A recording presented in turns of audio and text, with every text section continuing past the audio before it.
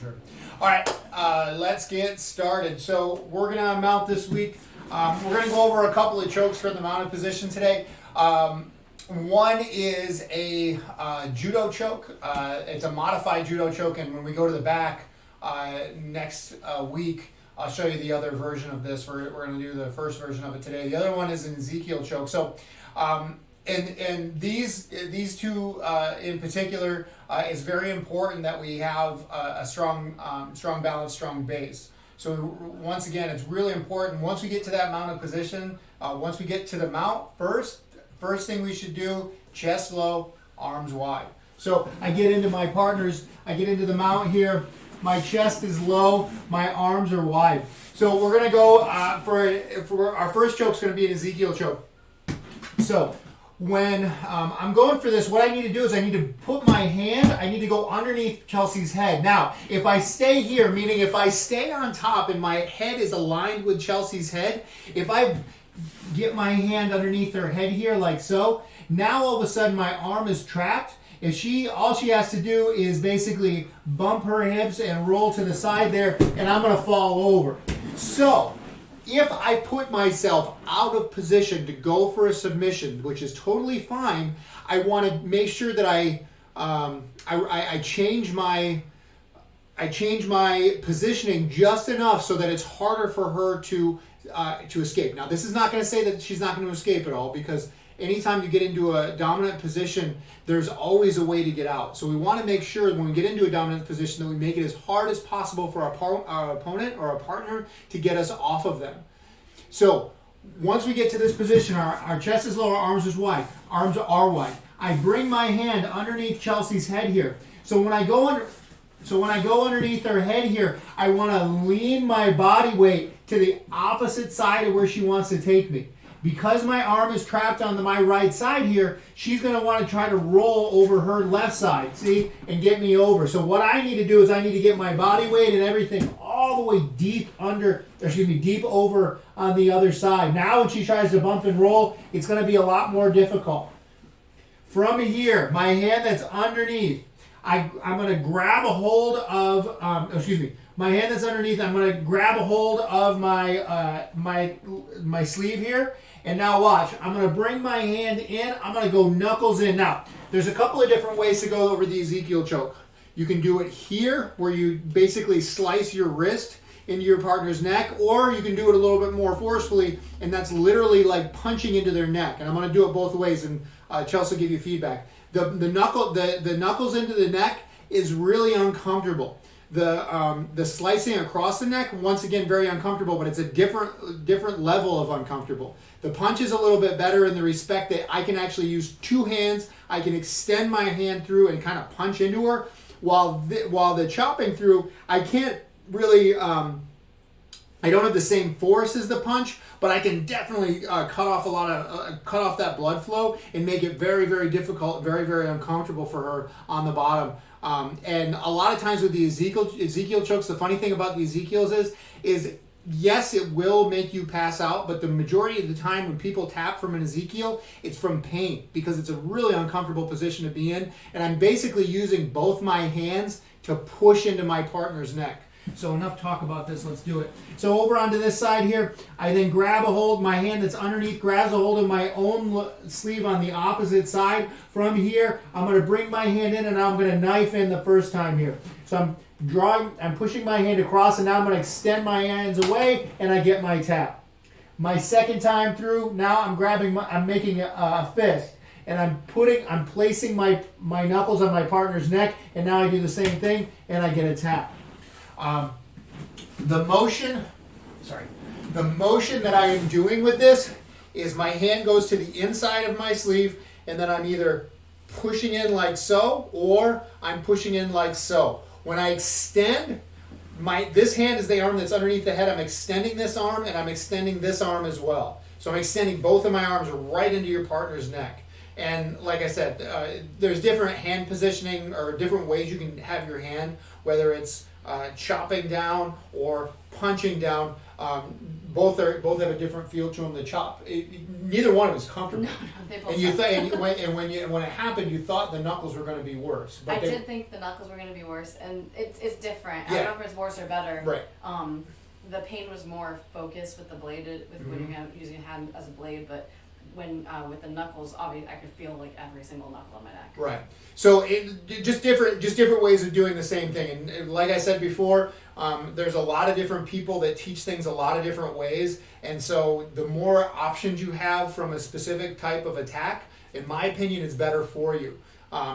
Just giving you more options, whether it's hard to make a fist that day because your knuckles are messed up, or you don't want to, you have some bruises or some, we used to, when I was training for a while back when I was training, we used to do monkeys on the mat, and we would do it on our knuckles, and my knuckles would get completely chafed, like to the point of where there was like mat burn all the way over them, and so pushing my knuckles into somebody's sweaty neck was not comfortable at all. It was actually really uncomfortable. So anytime I would have to do this, either if my hand wasn't taped up, I would always have to chop. So that doesn't matter. The point is that what you need or what you have, the options that you have available to you are better for you. So I want to give you as many options as I can. So Chelsea's going to give this a shot here.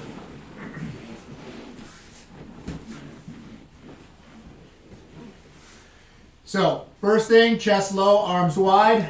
You're going to scoop that a little lower. Right, that's perfect. Good. So, hands going to go underneath the neck. Perfect. Inside of the sleeve.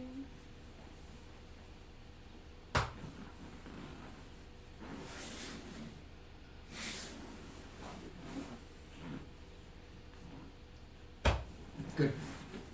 Perfect. And so that's our first choke, the Ezekiel choke from the mount. It's a really, like I said, very strong choke. You do put yourself a little bit out of position by putting your arm underneath your partner's head. However, if you do decide to put your arm underneath your partner's head and go for this choke, if you lean your body to the side that they're not going to roll to, remember, shouldn't be rolling to the side that you have base, should be rolling to the opposite side. So if we lean to that side and put our center of gravity over there, it's going to be harder for them to roll us. Now, it's not going to stop. Nothing works 100% of the time, but we always want to have options available to us, and we want to have different ways of doing things. So just like I said, just want to set that one up, set the proper expectations for that one. I actually have a question about that. Yeah. If you have that choke pretty much sunk in and you get rolled, can you just keep it? Absolutely. Okay. Yeah, and so that's a good point. Thank you. That's actually a really good point. If you bring your arm underneath, the second you grab underneath your wrist here, at this point, if I get rolled, I can still initiate my choke.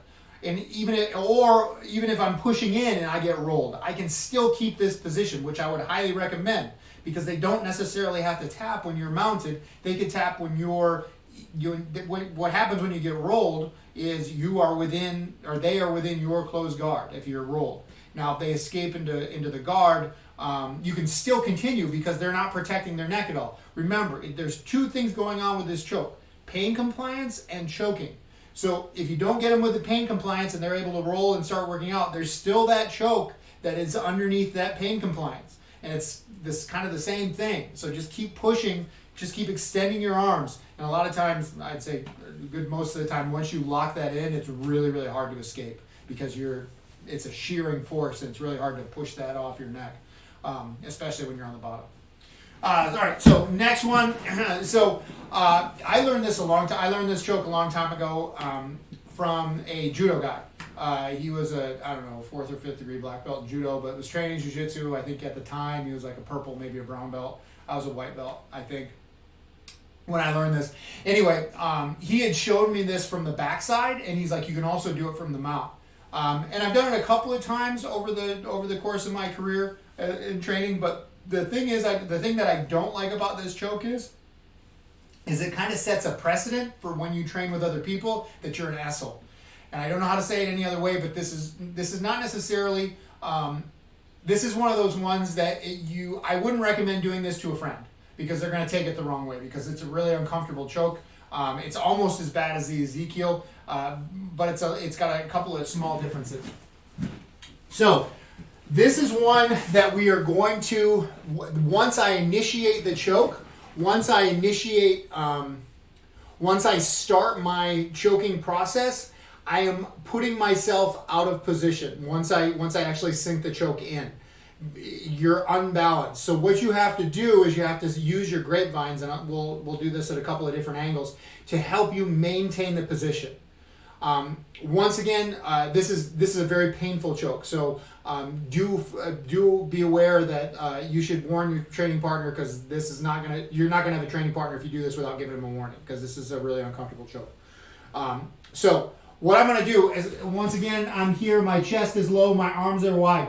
I'm gonna choose a side, doesn't matter which, because we're gonna do the exact same thing on both sides. I'm going to lean my body to whatever side. So I'm going to put my right hand in first. So I'm going to lean my body over to the left side. From right here, I'm going to sneak my fingertips into the front of her lapel. And what I'm doing, and I'll show you guys, I'll set her up in a second, but I'm basically just grabbing hold of the lapel, and my fist is on between my Adam's apple and the side of my neck here. My fist is right in the middle of it. And we're just going to do that on both sides. So I have my fist right here on the front side of her neck with my right arm, and now from right here, I'm gonna bring my second hand in here, and now watch. I have both hands on her neck. I'm gonna push down and drive my hips forward. It's a super, super painful choke, and it's very, very fast. And basically what I'm going to do from right here, I'm not even going to be able to do the grapevines with Chelsea, because I can barely push on her neck here, and she's going to tap because I weigh so much more than her. But all I'm doing is pushing my knuckles into her neck. I'm pushing my knuckles into her neck. When I would do this with grapevines, let's turn sideways. No, I'm not prepared for it. You're okay. Well, I gave you as much warning as humanly possible. What was going to happen? So we're in our mounted position here. I'm down low. From right here, I can hook my grapevines in and extend my legs away. This kind of pins Chelsea and makes it difficult for her to get anywhere. From right here, my first hand comes in, I come over, my second hand comes in. From right here, I'm driving my hips forward and pushing my hands down, and I get my tap.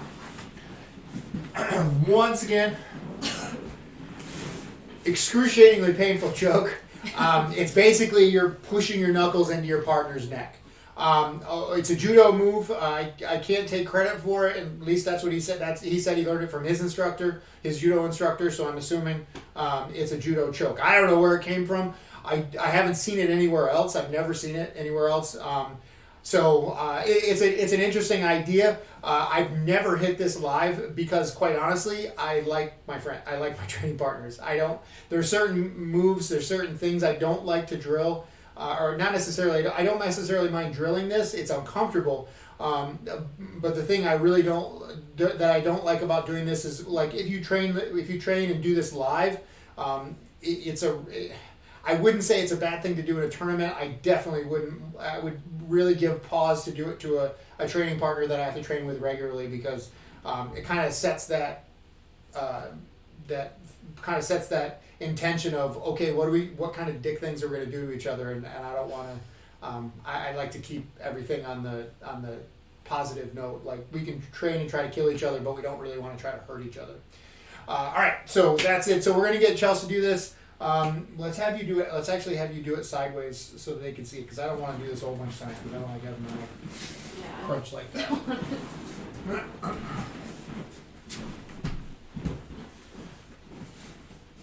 So chest and arms wide. Grapevines. So you're gonna no. So grapevines from right here. You're gonna extend your ankles away. Now extend away. There you go. That's it right there. And then I go. Is it thumb in? Thumb in. So, no, other way. You're right. Yep, and fingers in. Yep, that's it. Okay. You gotta push away with your hands. You're kind of doing an arch away. You gotta push your knuckles in. Okay.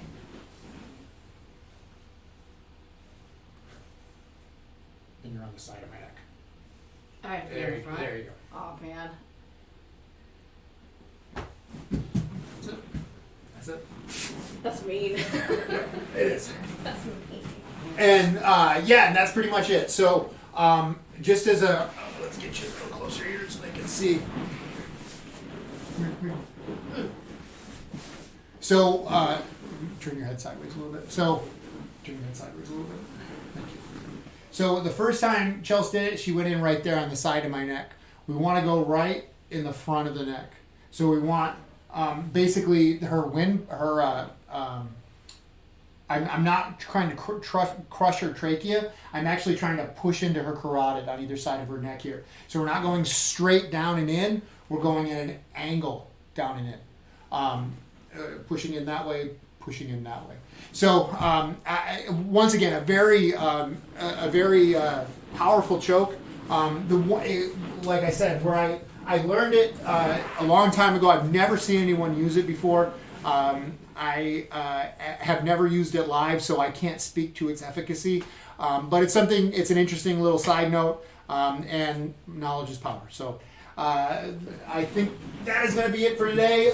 We will be back here tomorrow at 4 o'clock, and then 5 o'clock. Sorry, tomorrow at 5 o'clock, and then Friday at 2. Please follow us on Facebook, Twitter, Instagram at Heart and Soul BJJ. We do have a Discord chat that the link is in the description. Like and subscribe to this video if you enjoy this content. We really love putting it out, and especially right now since nobody, like we said, can get out to train. Other than that, hope you guys are having a great week so far. Hump day, yeah. Awesome. All right, Barry. Oh, I have something else to say. I wanted to say thank you to everybody who's working right now. All healthcare workers, all people who are working in the service industry, everybody who's working at grocery stores. You guys are awesome. You're truly heroes, and we really appreciate you. Absolutely. All right, let's call it. Thank you guys for coming today. Woos.